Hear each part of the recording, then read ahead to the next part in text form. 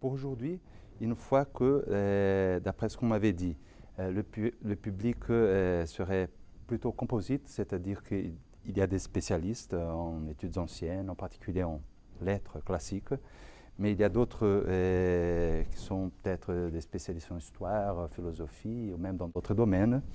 J'ai proposé un texte qui est le récit ovidien de la métamorphose d'Arachné, qui est raconté, qui est exposé au début du chant 6 des Métamorphoses. Et je vais vous proposer deux interprétations, ou plutôt deux voix qui vont aboutir à une interprétation de ce mythe. Et d'après cette interprétation, je pense qu'on pourra, je vais essayer de montrer qu'on peut y voir une filiation d'Ovide dans une tradition qui discute les rapports entre philosophie et poésie. Bon, le récit ovidien du mythe d'Arachné se lit, comme j'avais dit, au début du livre 6 des Métamorphoses. Donc je commence immédiatement par un résumé de ce récit pour passer après à mon essai d'interprétation. Donc le résumé en très peu de mots. L'histoire se passe en Méonie, ou Lydie, où habite Arachné. La déesse Pallas, Pallas, Athéna, Minerve, mais Ovide se sert du nom grec Pallas. La déesse Pallas y arrive afin de faire valoir sa divinité, c'est-à-dire afin de punir ceux qui ne lui rendent pas hommage. Car elle avait entendu dire qu'Arachné, une mortelle, refusait de lui reconnaître la supériorité dans l'art de tisser la laine, en se vantant de n'y rien devoir à la déesse. Après s'être métamorphosée en une vieille femme, Pallas s'adresse à Arachné, donc sous les traits d'une vieille femme, en lui reconnaissant d'abord sa supériorité parmi les mortels, mais en lui conseillant de s'incliner devant la déesse.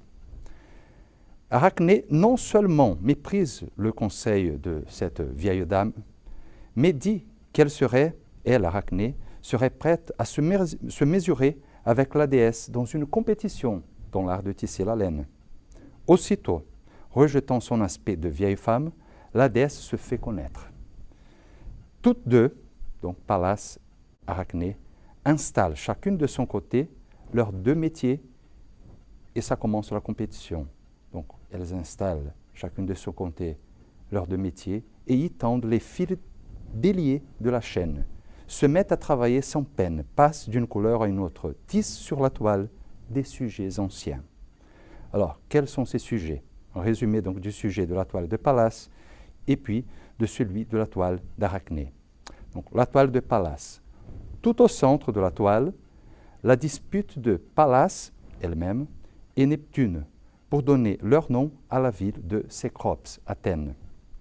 Avec Neptune qui, d'un rocher, fait jaillir un cheval, et Pallas qui fait la terre produire un olivier. Donc chaque dieu offre un bienfait aux citoyens, aux futurs Athéniens. Ça au centre. Sur les quatre coins de la toile, 4 métamorphoses, au moyen desquelles Junon, la déesse Junon, punit des mortels. Donc, dans un coin, Rhodopée et Émus, les mortels, qui sont transformés en montagnes. Dans l'autre coin, Oyonée, transformé en grue. Dans les deux autres coins, Antigonée, transformée en cigogne, et Cinyras, transformé en degré d'un temple. Donc, ce sont tous des mortels transformés en des choses différentes par la déesse Junon, parce qu'ils avaient commis une faute. Voilà pour le sujet de Pallas. Le sujet de la toile d'Arachné. Donc, distribué de façon inégale, plusieurs métamorphoses se disposent sur son tableau. métamorphoses grâce auxquelles, maintenant, les dieux abusent les mortels. Donc ce sont des métamorphoses de Jupiter, de Neptune, d'Apollon, de Libère. Donc, une métamorphose de Jupiter. Jupiter transformé en taureau pour tromper Europe, en aigle pour tromper Astérié, en cygne pour tromper Léda, en satyre pour tromper Antiope, en amphitryon pour tromper Alcmène, en or pour tromper Danaé, en feu pour tromper Égéna. Neptune, à son tour, transformé en jeune taureau pour tromper Arné, en Énipéus pour tromper Iphimédéia, en bélier pour tromper Théophané, en dauphin pour tromper Mélanto. Apollon et Libère. Apollon transformé en paysan, en épervier, en lion pour tromper plusieurs, en berger pour tromper Issée. Et Libère transformé en grappe pour tromper Irigoné. Voilà combien de mortels sont trompés par les dieux qui assument des diverses formes sous des différents traits, qui se métamorphosent en des choses différentes pour les abuser. Donc, au travail d'Arachné, Pallas elle-même, c'est la fin du résumé, au travail d'Arachné, Pallas elle-même ne pouvait rien reprendre. Mais, de dépit d'une telle réussite, la déesse lui déchire la toile et, de sa navette, frappe au front la jeune fille. La malheureuse ne put supporter l'outrage et, dans sa rage, s'attacha autour de la gorge et se pendit. Alors, Pallas la prit en pitié, un peu tard, et allégea le poids, en lui permettant de conserver la vie, mais pendue. Et c'est comme ça qu'Arachné fut transformé en araignée. C'est le résumé. Alors, qu'est-ce que je propose? C'est mon essai d'interprétation. Plusieurs interprétations ont été proposées du récit ovidien du mythe d'Arachné. Selon une interprétation, une perspective théologique, on peut remarquer l'opposition entre le labeur humain, Arachné, et l'inspiration divine, Pallas, la naïveté de la tisserande et la cruauté de la déesse, l'impiété humaine et la punition divine. Selon une perspective politique, on peut comparer la punition infligée à Arachné par Minerve à celle infligée à Ovide même par Auguste. Selon une perspective esthétique, la tapisserie de Minerve obéit à un plan général qui se divise au centre en deux groupes principaux, donc Pallas et Neptune, chacun des dieux qui offre aux hommes des bienfaits. Donc, je répète, un plan général qui se divise au centre en deux groupes principaux, entourés par 4 scènes secondaires occupant les 4 angles du tapis, les 4 punitions infligées par Junon à des mortels. Voilà le tableau de Minerve selon une perspective esthétique. Le tableau, la tapisserie d'Arachné, à son tour, n'obéit à aucun ordre apparent, mais s'intéresse à l'effet de vraisemblance, cela est dit dans le récit d'Ovide, s'intéresse à l'effet de vraisemblance de chaque scène en particulier. Là donc, une composition statique et archaïsante qui nous demande de contempler l'ensemble, la tapisserie, le tableau de Pallas. Ici, le tableau, la tapisserie d'Arachné, une composition dynamique et moderne qui nous demande d'examiner les détails.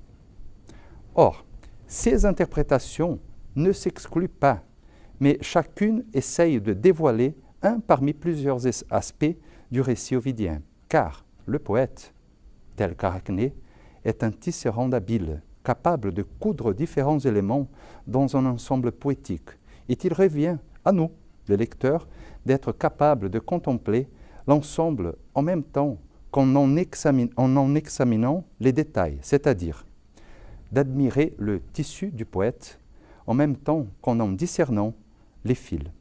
Car, comme le dit Horace, le poète regrette quand son labeur n'apparaît pas aux yeux du lecteur, ni le mince fil dont ses poèmes ont été cousus.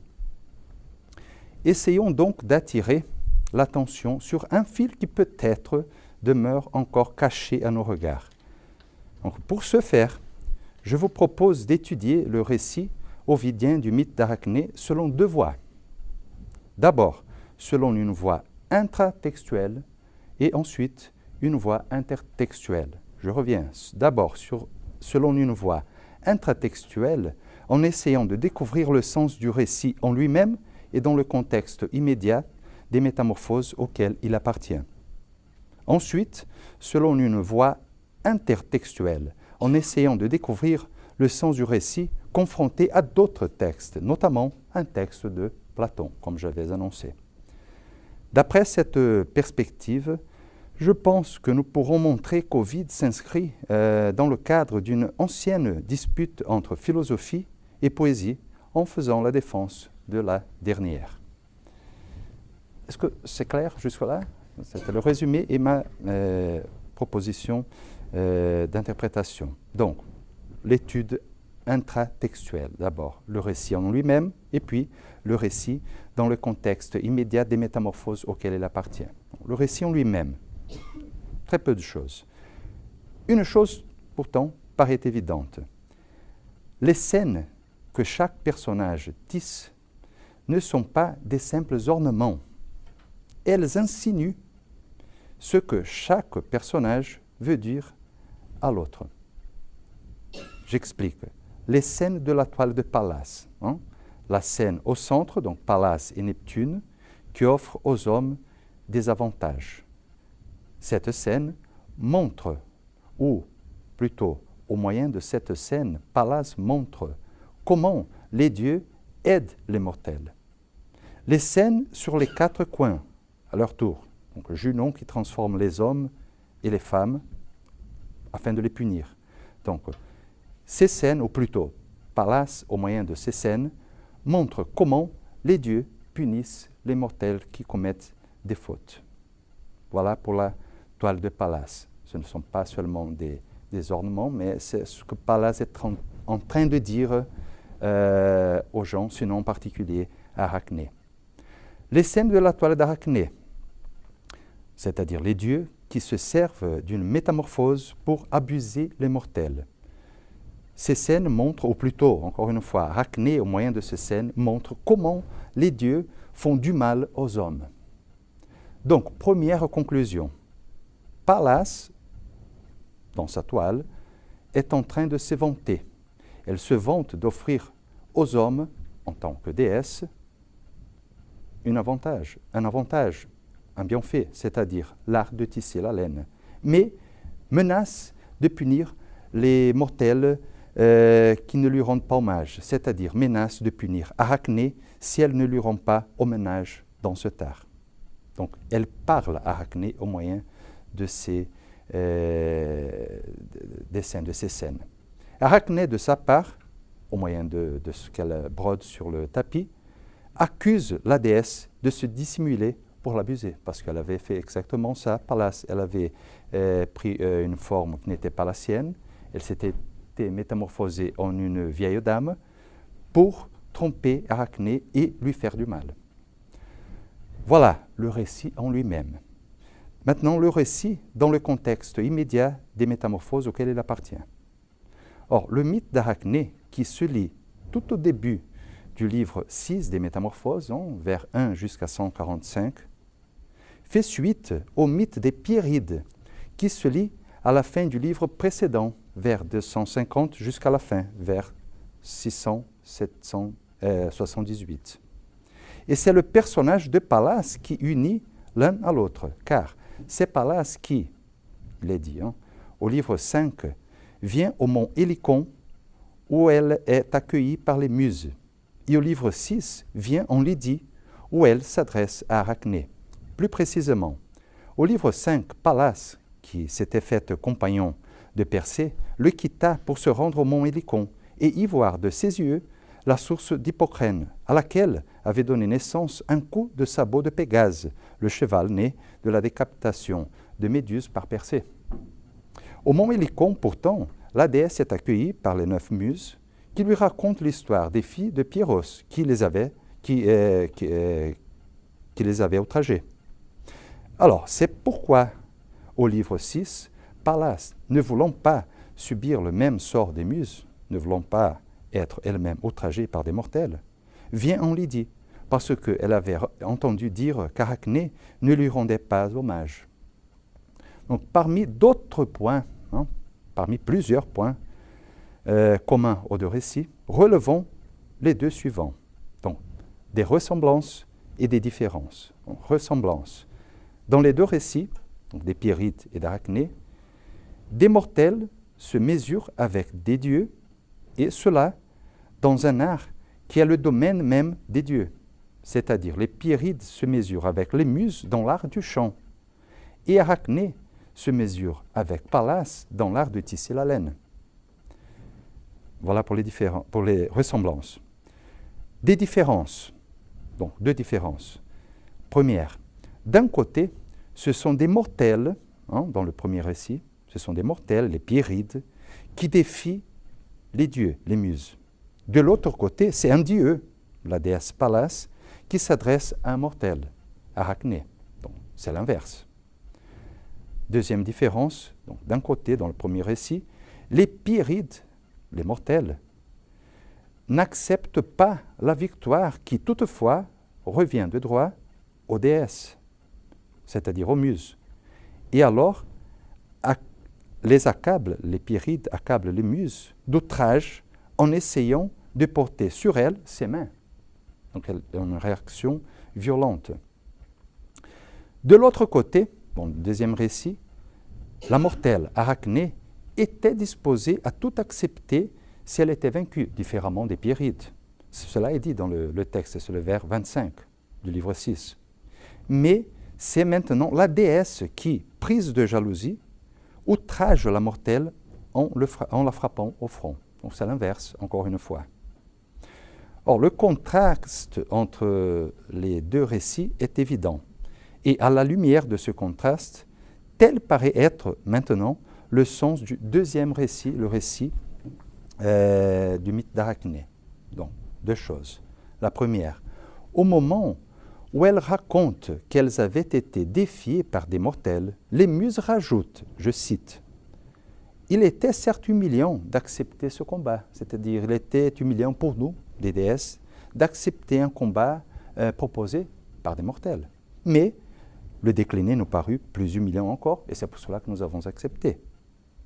Or, si en principe, il est humiliant qu'un dieu accepte de se battre avec un mortel, que dire de Pallas, une déesse, qui se donne la peine de défier une simple mortelle?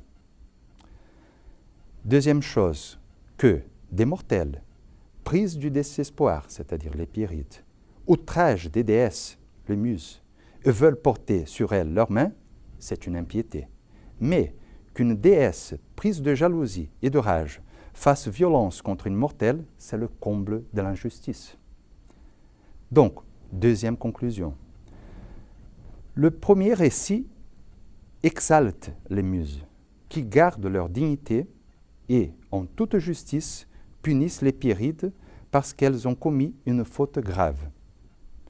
Le deuxième récit, pourtant, rabaisse Pallas, qui descend au niveau d'une mortelle et, en toute injustice, outrage Arachné par simple jalousie. Donc, conclusion finale. Si on revient maintenant à la première conclusion, on peut dire que, donc, et voilà la première conclusion pour cette brève interprétation, cette brève étude intratextuelle. On peut dire que, bien que les scènes de la toile de Pallas montrent comment les dieux aident les mortels, mais aussi les punissent quand ils commettent une faute, ce que le récit ovidien du mythe d'Arachné lui-même met en scène, c'est ce dont parlent les scènes de la toile d'Arachné. C'est-à-dire que Pallas tisse sur sa tapisserie des scènes où les dieux font ça. Ils aident les mortels d'un côté, où ils punissent les mortels qui commettent une faute. Mais ce que la déesse elle-même est en train de faire, c'est ce qui est tissé sur la tapisserie d'Arachné. C'est-à-dire une déesse qui se sert d'une métamorphose pour abuser une mortelle et, de la sorte, lui faire du mal. Voilà la première conclusion à laquelle j'aboutis au moyen de cette brève étude intratextuelle. Je passe à l'étude donc intertextuelle. Jusque-là, est-ce que ça va? C'est clair? D'accord. Bien que j'ai annoncé la confrontation du texte d'Ovide à un texte de Platon, je ne peux pas passer sous silence sa confrontation à un texte d'un auteur de beaucoup plus ancien que Platon. Donc, avant de passer à Platon, je viens à ce texte.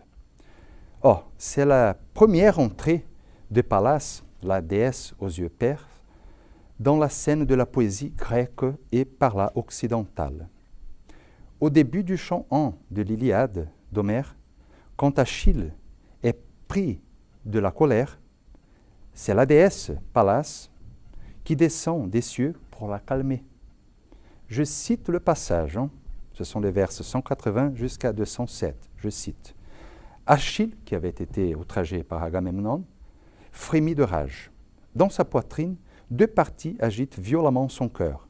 Il se demande s'il s'armera du glaive aigu qu'il porte à la hanche pour chasser les amis du roi et frapper Agamemnon, ou, autre option, s'il apaisera sa colère, et domptera sa fureur. C'est-à-dire, il se demande, est-ce que je me laisse emporter par la rage ou est-ce que j'essaye d'apaiser ma colère? Or, tandis qu'il agite ses pensées dans son âme, je continue la citation, et qu'il tire sa longue épée du fourreau, c'est-à-dire, il a choisi le deuxième chemin, le premier d'abord, c'est-à-dire, il va se laisser emporter par la colère. Donc, en ce moment, Pallas descend du ciel. Donc, Pallas. Elle se tient derrière Achille et saisit sa blonde chevelure. Achille, étonné, se retourne et reconnaît aussitôt Pallas. Il lui adresse ces paroles. « Pourquoi, fille de Zeus qui tient l'égide, es-tu venue en ces lieux ?» Et Pallas, aux yeux perses, lui répond à son tour. « Je viens des cieux pour apaiser ta colère, si toutefois tu veux m'écouter. » Voilà la citation. Alors, pour lui apaiser sa colère. Est-ce bien ça ce que fait la déesse au début du chant 6 des Métamorphoses? Donc, encore une fois, le contraste me paraît évident. Le contraste met en évidence l'ironie du récit ovidien maintenant. Car la déesse qui, dans l'Iliade, apaise la colère d'un mortel, dans les Métamorphoses, toutefois, est elle-même une immortelle emportée par la jalousie et la rage. Or, ce contraste ou cette ironie ne fait qu'augmenter si, maintenant, on rend compte de la réception ancienne déjà du passage homérique. Plein d'auteurs, interprètes, anciens, qui ont commenté ce passage. Je me borne à deux exemples. C'est déjà Platon qui fait Socrate dire dans le Cratyle, je cite, « Il semble, en effet, que déjà les anciens jugeaient Pallas, donc dans ce passage du début du chant de l'Iliade, comme aujourd'hui les connaisseurs en Homère, hoinun peri Homeron deinoi. Car la plupart de ceux-ci, interprétant le poète, exegumenoi ton poietin, donc il s'agit d'une exégésis, d'une interprétation, donc, car la plupart de ceux-ci, interprétant le poète, le passage de l'Iliade, disent qu'il fait, que le poète qu'Homère fait de Pallas, voilà, l'esprit et la pensée. Non te kai dianoian. Nous et dianoia. C'est ça ce que Pallas, d'après ses interprètes anciens d'Homère, signifie dans ce passage de l'Iliade. Nous dianoia, l'esprit, la pensée.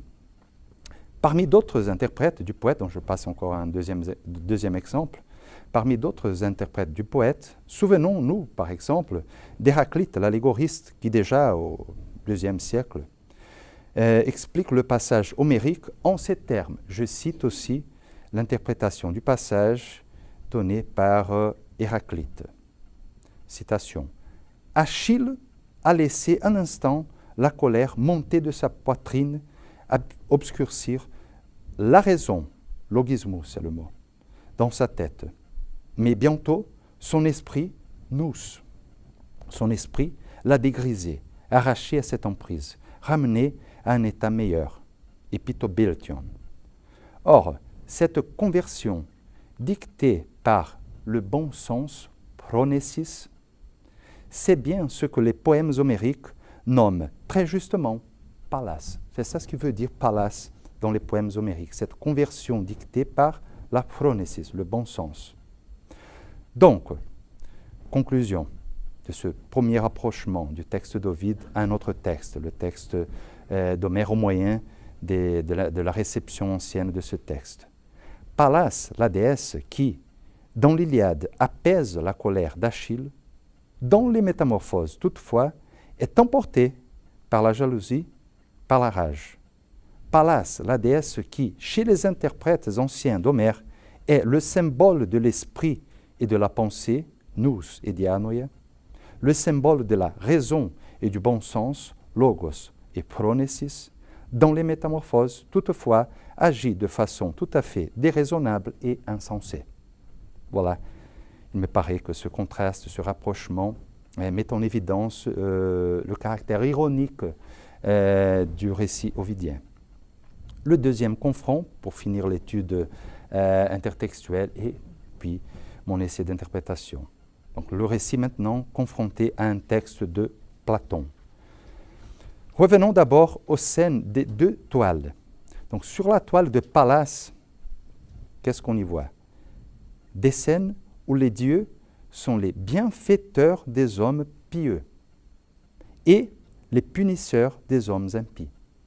Ou encore, en d'autres mots, où les dieux sont la cause d'un bien dont les hommes profitent, auquel les hommes profitent.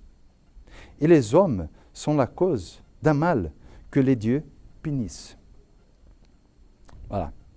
Sur la telle d'Arachné, qu'est-ce qu'on y voit? Des scènes où les dieux prennent plusieurs et différentes formes, c'est-à-dire se métamorphosent en des choses différentes, afin de tromper, afin d'abuser les hommes. Or, pour passer maintenant au texte de Platon, comment ne pas penser ici à la deuxième partie du livre 2 de la République de Platon? Au moment où il analyse la théologie, théologia, d'Homère et d'Hésiode, Socrate propose deux modèles, deux typoi peri theologies, pour ceux qui veulent composer un mythe, c'est-à-dire un récit où l'on parle des dieux. Donc les deux modèles. Le premier modèle, le premier typos. La divinité, donc selon Socrate toujours, ne peut être que cause du bien, de sorte que la divinité, ou bien ne fait pas de violence contre les hommes, ou bien, si elle s'en sert, ce n'est pas pour lui faire du mal, mais au contraire, pour corriger, punir le mal qui avait été fait par l'homme. Deuxième modèle, le deuxième typos. La divinité ne peut pas changer de forme, se métamorphoser, afin de nous faire peur et de nous abuser.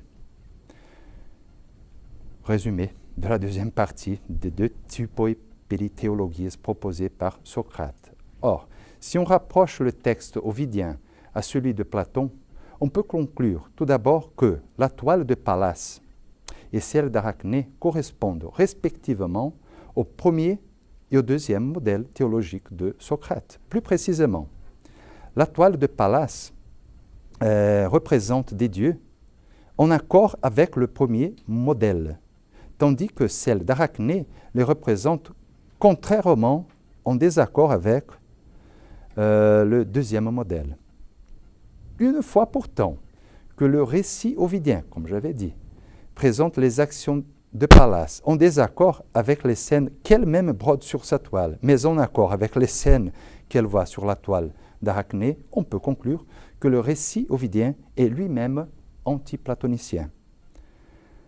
Ce rapprochement peut être renforcé de plusieurs façons.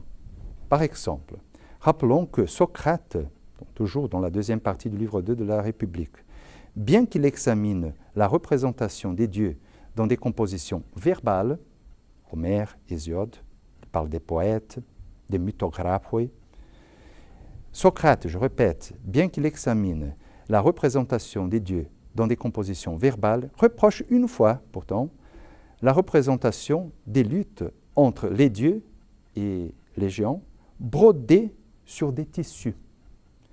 Or, il s'agit du péplos qui était présenté pendant le cortège des fêtes athéniennes de la déesse Pallas.